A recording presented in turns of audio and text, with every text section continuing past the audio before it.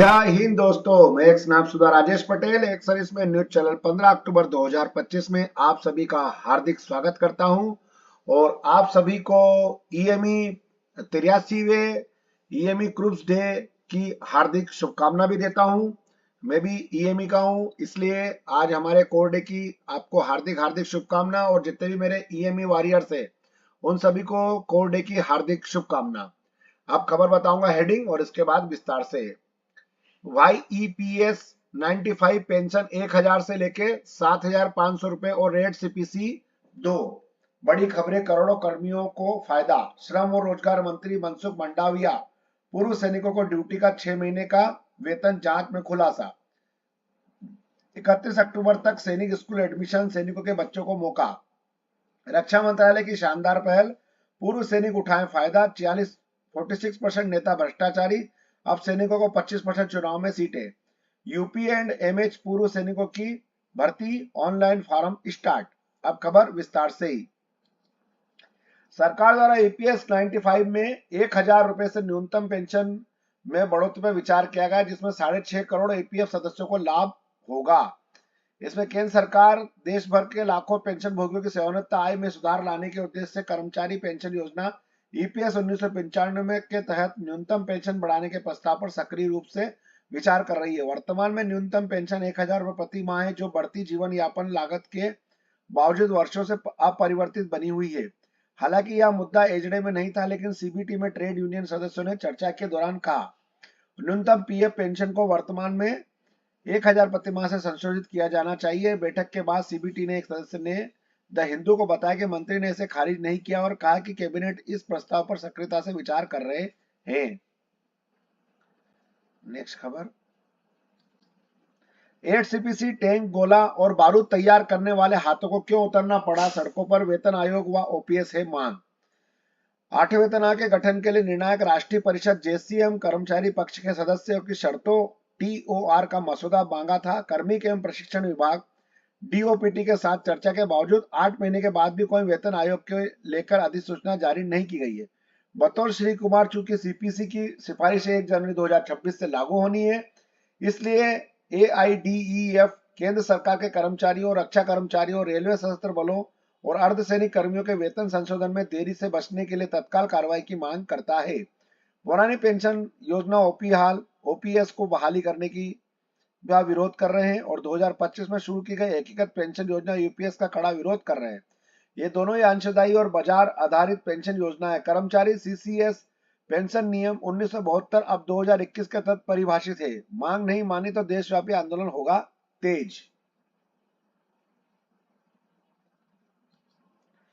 Ghazipur medical college में सुरक्षा में तैनात 110 पूर्व सैनिकों को नहीं मिला वेतन, सीएम पोर्टल पर दर्ज कराई शिकायतें। राजकीय मेडिकल कॉलेज और उससे संबंध अस्पताल में सुरक्षा की जिम्मेदारी संभाल रहे सैनिक कल्याण विभाग निगम वाराणसी के 110 पूर्व सैनिकों को 4 माह का वेतन नहीं मिला है। सीएम पोर्टल पर शिकायत के बाद मेडिकल कॉलेज के प्राचार्य ने मुख्यालय से पूर्व सैनिकों के वेतन भुगतान प्रति माह न करने के निर्देश का हवाला दिया है, लेकिन जब जांच अधिकारी ने उनसे इस आदेश का पत्र मांगा तो वहां नहीं दिखा पाए। वेतन न मिलने से पूर्व सैनिकों में काफी नाराजगी है। जांच अधिकारी ने अपनी जांच रिपोर्ट में लिखा है कि मेडिकल कॉलेज के प्राचार्य ने संविदा कर्मियों के मानदेय के मद में त्रैमासिक बजट आवंटित होता है, इसलिए प्रतिमाह मानदेय नहीं दे पाते। राजकीय मेडिकल कॉलेज उससे संबंध अस्पतालों में सुरक्षा के लिए सैनिक कल्याण निगम वाराणसी के 110 पूर्व सैनिक तैनात है। सुरक्षा कर्मियों की वजह से अस्पताल की सुरक्षा काफी चुस्त दुरुस्त है।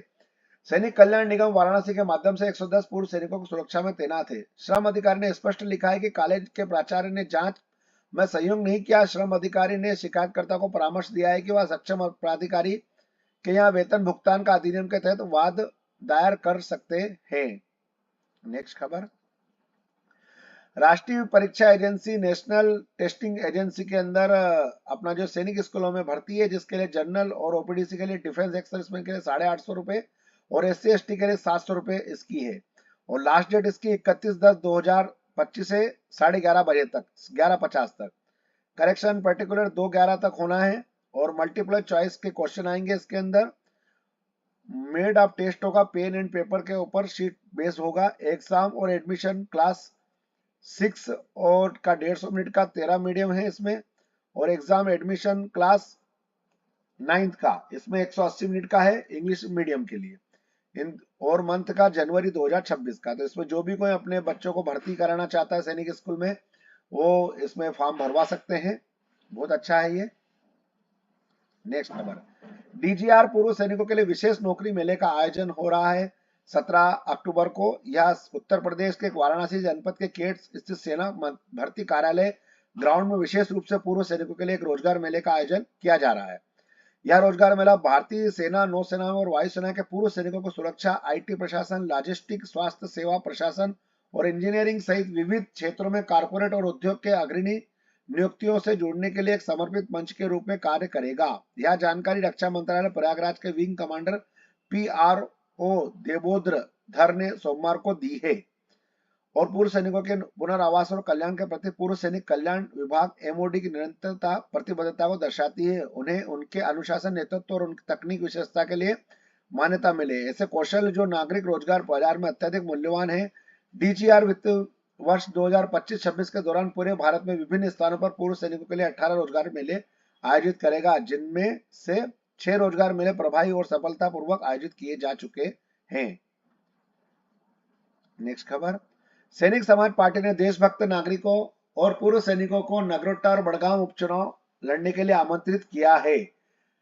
अच्छे लोगों को राजनीति में आने का समय। SSP ने उपचुनाव के लिए पूर्व सैनिकों और सामाजिक कार्यकर्ताओं को आमंत्रित किया है। उन्होंने सैनिक समाज पार्टी JQ मुख्य संयोजक अर्थात कर्नल SS पठाने ने यह घोषणा की कि उन्होंने वर्तमान राजनीतिक संस्कृति को एक वैकल्पिक रचनात्मक और जन केंद्रित शासन प्रणाली से बदलने की आवश्यकता पर जोर दिया है। कर्नल पठाने ने कहा है कि अब समय आ गया है कि ईमानदार, सक्षम और राष्ट्रवादी लोग आगे आकर जम्मू कश्मीर के कल्याण और प्रगति में योगदान दें। उन्होंने कहा कि मौजूदा राजनीति परिणाम देने में विफल रही है।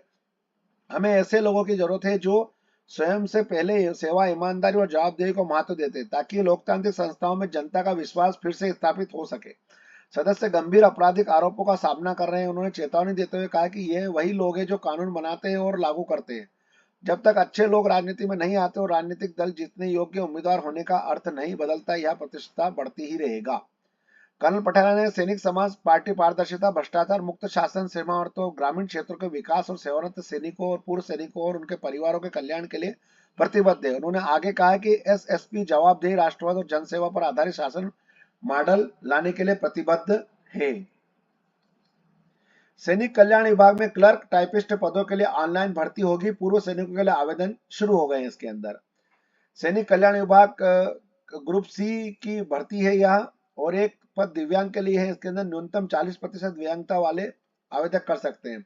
भर्ती प्रक्रिया TCSION के माध्यम से संचालित की जाएगी, जिसमें एक पारदर्शिता और कुशल प्रणाली सुरक्षित होगी। इच्छुक उम्मीदवार केवल ऑनलाइन आवेदन करना होगा, क्योंकि किसी अन्य प्रकार पर आवेदन स्वीकार नहीं किया जाएगा। आवेदक आधिकारिक वेबसाइट पर www.महासैनिक महाराष्ट्र गवर्नमेंट पर जाकर अपना आवेदन जमा कर सकते हैं।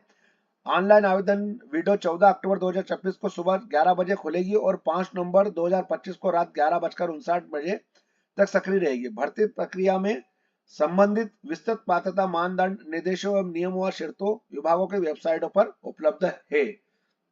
तो जो भी कोई महाराष्ट्र के सैनिक भाई है, भूतपूर्व सैनिक भाई, वो इसके अंदर फॉर्म भरना चाहते हैं तो जरूर भरे। अच्छी वैकेंसी है, क्लर्क की वैकेंसी है, टाइपिस्ट की है, और वेतनमान भी अच्छा रहेगा इसके अंदर। बस दोस्तों, मेरे पास आज खबर यहीं तक थी। आपका दिन शुभ रहे। जय हिंद। खबर अच्छी लगे तो लाइक, सब्सक्राइब जरूर करें। राम राम।